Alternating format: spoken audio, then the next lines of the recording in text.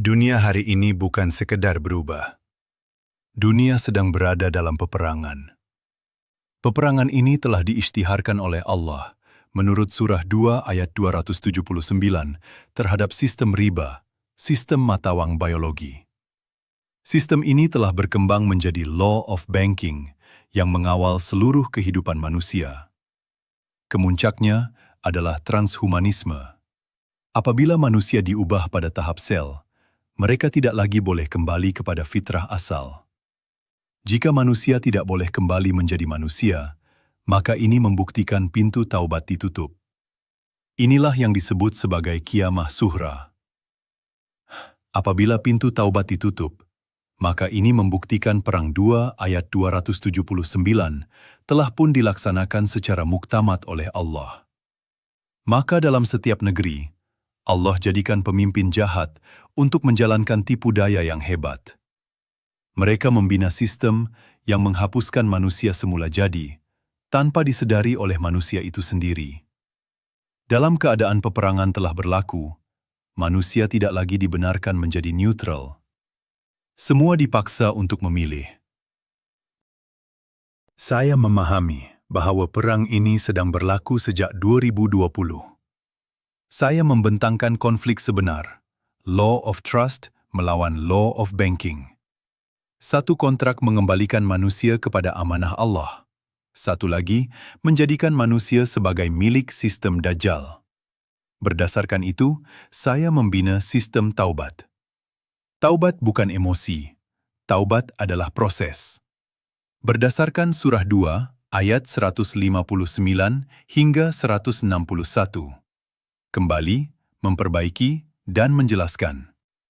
Kembali membicarakan kontrak Allah dalam mahkamah. Memperbaiki al-wala wal-bara dengan menyerahkan SN 2.0.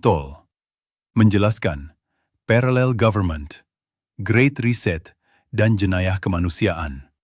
Dan surah 4, ayat 64 hingga 65. Datang kepada sistem pengadilan mahkamah rakyat dan menerima kebenaran hakim tanpa bantahan. Semua ini dilaksanakan melalui prosiding di Mahkamah Firaun dan Mahkamah Rakyat. Hujah dibentangkan, sistem dibongkar, kebenaran dijelaskan secara terbuka. Selepas keadaan surah 17, ayat 15-16, manusia akan terbahagi kepada dua. Pertama, puak syaitan, dalam 58 ayat 14 hingga 19. Mereka yang menolak jalan pembuktian nyata menurut surah 12 ayat 108 dan 63 ayat 1-7. Syaitan-syaitan manusia dalam surah 6 ayat 112 sampai 116. Kedua, puak Allah dalam 58 ayat 21 hingga 22. Mereka yang berjihad jalan pembuktian nyata dalam mahkamah, menurut surah 12, ayat 108, dan 6, ayat 82-83.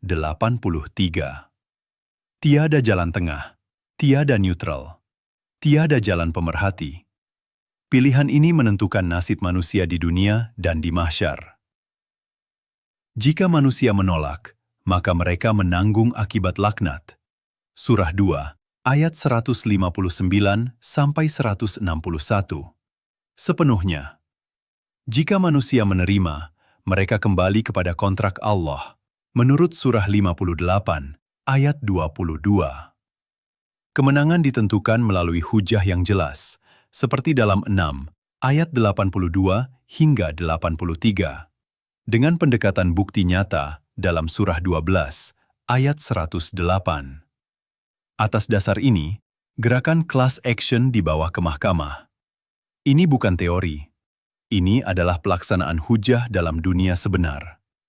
Ini adalah pelaksanaan perang dalam surah 2, ayat 279. Menurut peranan Rasul dalam surah 12, ayat 108 dan 6, ayat 82-83. Dan akhirnya, satu persoalan kekal. Jika kamu buta di dunia ini, kamu akan kekal buta di akhirat. Seperti dalam surah 17 ayat 72. Jadi sekarang, kamu perlu memilih. Kembali kepada kebenaran. atau kekal dalam sistem laknat sehingga terlambat.